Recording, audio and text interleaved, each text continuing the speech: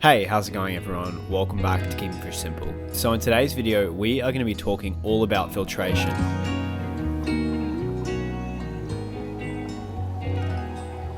And in specific, we're just going to be talking about everything you need to know about aquarium filtration. I'm going to be comparing all the different types of filters together and trying to help you guys understand what you need for your aquariums. Sit back, relax, enjoy the video. I'm going to be showing you guys a ton of different B-roll from my fish room.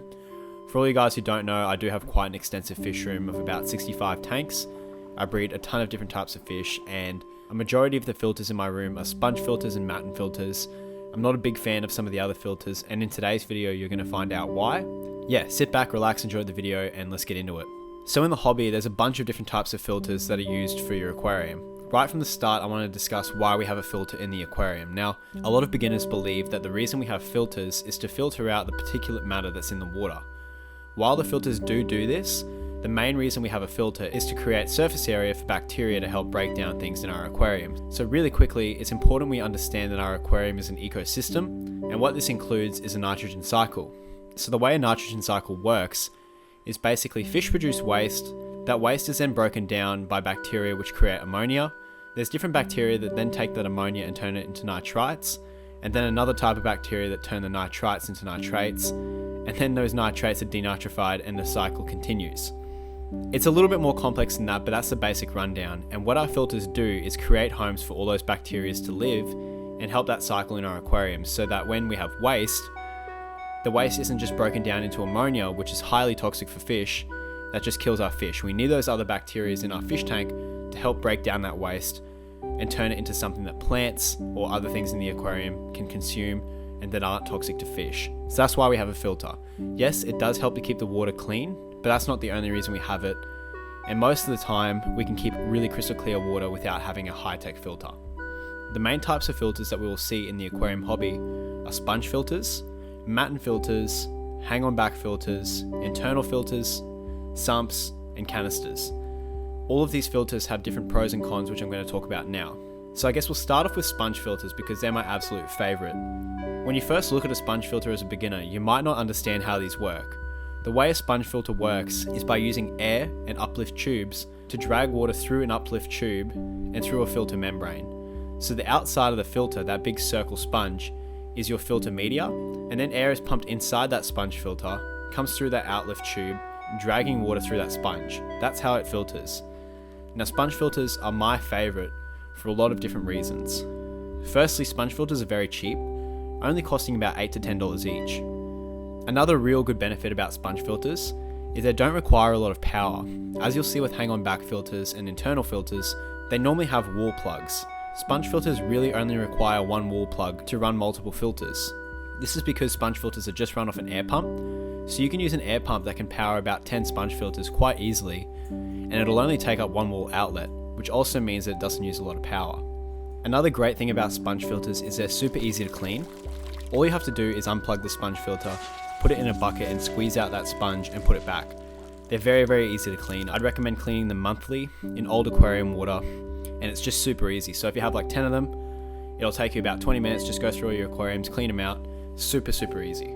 Another thing that's good about sponge filters is they oxygenate the water because you pump air into them and the air goes up to the top of the water and oxygenates the water, so that's another good benefit.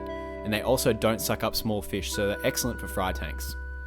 Now, some of the cons with sponge filters is they are a little bit bulky and they don't look that great in an aquarium if you're doing an aquascape. This doesn't bother me too much because I don't do massive aquascapes, but they will sit in the corner of your tank, and if you want the tank to look super natural and you want to have like a super high-tech aquarium, it probably won't look that great. Another con with sponge filters is they're not great at removing particulate matter. They're not something you want if you're trying to have a lot of mechanical filtration, so you're trying to remove a lot of particulate matter. Sponge filters aren't going to be your best friend for this. They do end up doing quite a decent job with this, but they're not the best. And finally, sponge filters do create quite a bit of noise because they do create bubbles. So if you have 10 of them running at the same time on a big air pump, this can end up creating quite a bit of noise.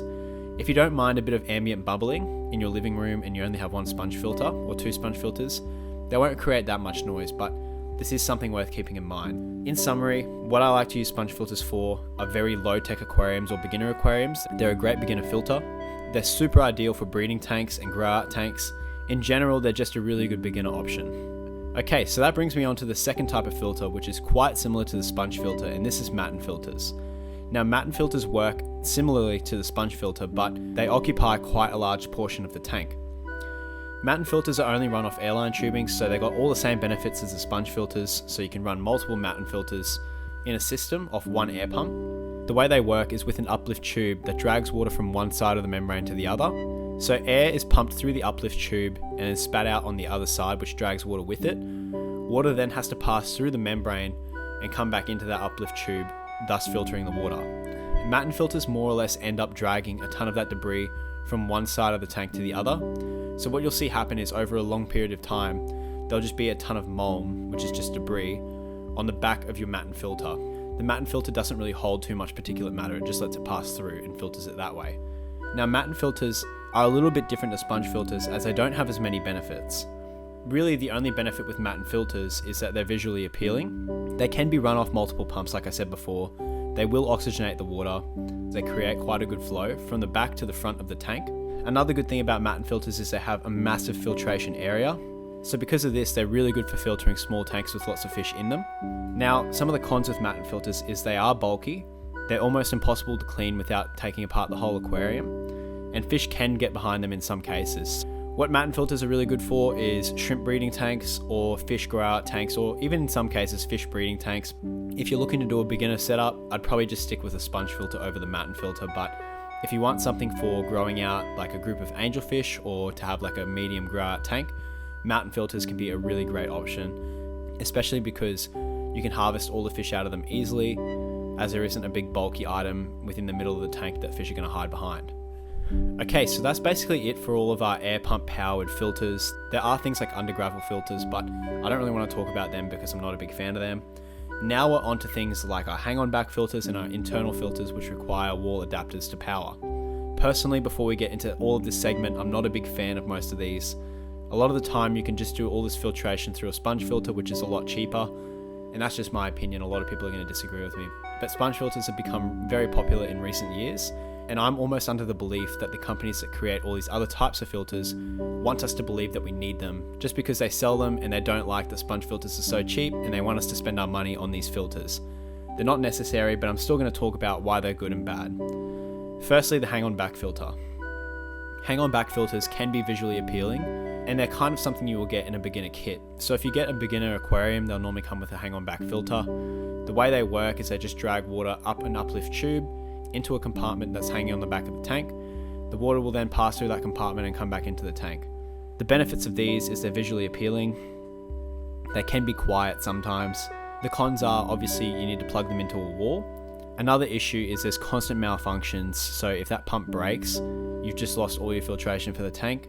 Another con is that they have a low filtration area, so you've got a similar amount of filtration capacity as basically a sponge filter will. There's lots of other things that I don't like about them, but what this filter is really good for is low stock nano tanks, because you can put like a pothos up the top of it or something like that, and it can look quite appealing.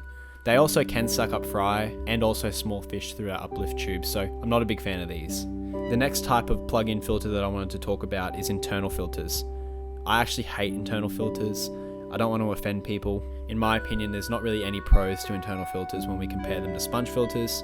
I don't like these at all. They sit in the aquarium, they constantly malfunction, they look bulky, and a lot of the time I just think it's a way for these big companies to sell us something that we don't need. Not a big fan of internal filters. Sorry for anyone who has them and likes them, but you can literally just get a sponge filter and you'll do the exact same job. And then finally, we have the canister filter. Now, I actually don't hate canister filters, and they can be good for some types of aquariums. A lot of these plug-in filters are really good for aesthetic aquariums, so not breeding, but more or less an aquarium you just want to look at in your living room. And a canister filter can be a great option for big aquariums. The way a canister filter works is you have a big tub, which is called the canister, which normally sits underneath your aquarium. Water is pumped from the aquarium into the canister. It passes through a bunch of membranes and then goes back into the tank. The good thing about these is they normally have massive filtration potential. They're really good for large tanks, and they do look sleek because there's only one pipe sticking in the tank. The cons with these is they're expensive. They're difficult to clean because you have to turn them off and then unplug them and then water goes everywhere. It's really annoying. I've experienced them before. And the other thing I don't like about them is they're bulky underneath the tank. But in some cases you might have a cabinet and it can work really well. But in my opinion, canister filters are really only good for like 4-foot aquascapes or 6-foot aquascapes where you don't need to change the canister filter a lot, maybe every 6 months. So yeah, that's what I think about canister filters. And then finally, we're on to the last type of filter, which is the sump.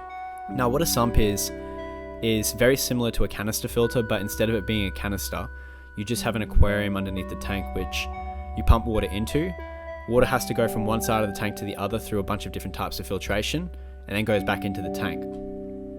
Now sumps, in my opinion, are a better alternative for bigger tanks than canister filters are. Normally you can DIY them yourself and they're going to be a lot cheaper.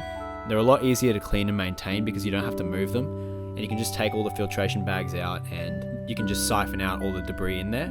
Another good thing about sumps too is you can also put your UV sterilizers and your heaters inside of the sump. So all you'll have in your aquarium is an overflow or an uplift tube, and you won't have any bulky equipment inside your tank. The cons are they are a little bit expensive, but if you're buying a big tank, it's already going to be expensive. Another thing too is they're not as easy to clean as sponge filters and things like that, but you can't really filter a big tank with sponge filters unless you have a ton of them, and then it just ends up looking a bit weird. Anyways, thank you so much for watching this video. I hope you enjoyed it. I hope you now know what kind of filter you want to use for your tank. I'm going to quickly suggest if you have a 10 to 20 gallon, you go for something like a sponge or a Matten filter, and if you have something like a 4-foot tank or a 6-foot tank, you look at a sump or a canister filter. I definitely wouldn't play around with internal filters. Maybe hang on back filters for things like nano tanks where it's just a setup that you want to look at with a betta. That might work, but you can literally just do the same thing with a sponge filter. That's just my opinion. So thank you so much for watching this video, guys. I really do appreciate it, and I'll see you guys in the next one.